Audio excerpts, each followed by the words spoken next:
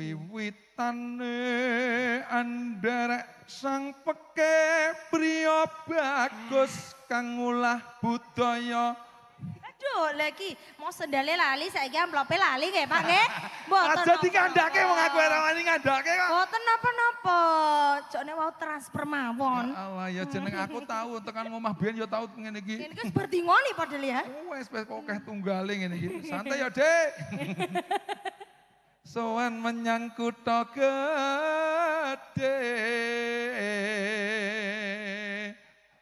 Bandara terus Kayung yon, aja nganti lali ya Pakde, wis selendang kuning kang saking wukil. Swara kurang permana ning wasis angungrum.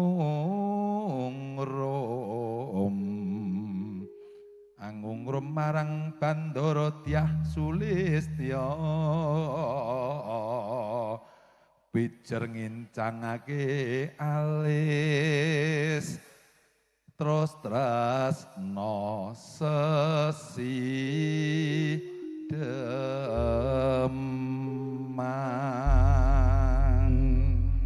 Yes. Monggo langgamane. Lowe becik paten Asik.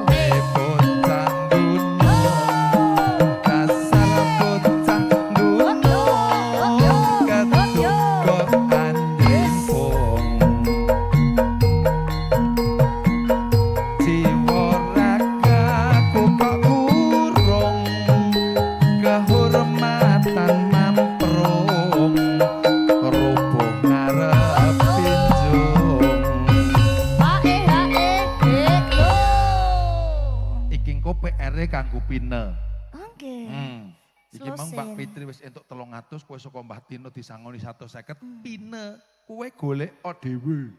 Golek korban dhewe, golek duit dhewe.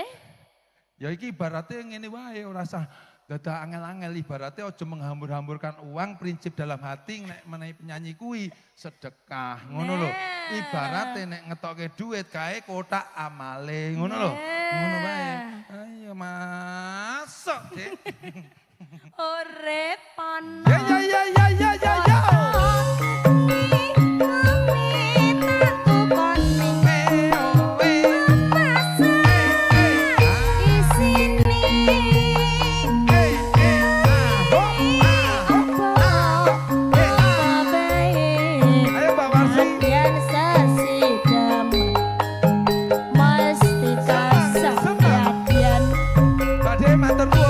Ayo deh. Matur nuwun. Badhe, nuwun.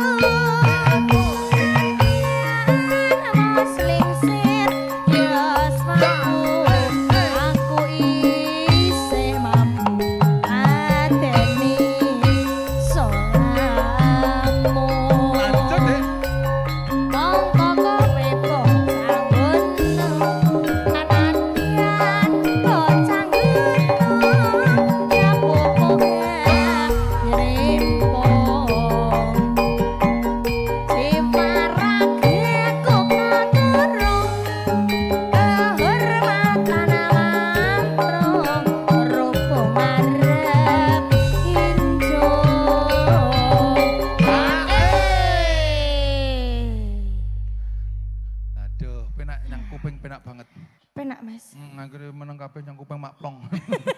Terus bolong ning kuping. Monggo Mbak. Monggo Bu. ngaler mawon ngaler. Monggo, Bu. Nggih. Pak De Ngaler Parjo mawon. sehat Pak De. Sehat selalu Pak De. Kula ket mangke ditoleh mboten nyalami. Wah, lah kula niku mboten ngerti.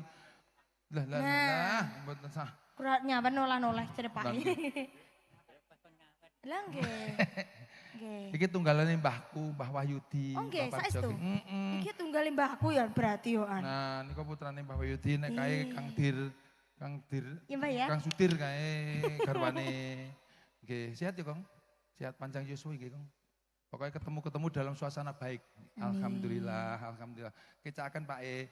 Bu Guru mboten ngersake lagu. Oh enggak Bu. Bu Sri. Lah aku iki CCTV-ne oke. Sudah browsing. Lagune napa monggo? Sudah browsing lagu. Oh proses. belum. Oke, Paketan habis ya? Ya wis. Ya. Mbak Warsi sih, oke. Lagunya apa Mbak Warsi dulu? Mbak Warsi, ada lagu? Oh ya manut. Kabeh senengane manut. Kandhane yo gampang kok niki yo. Diteruskerin nggih. Urip, ayo. Urip ana kota gedhe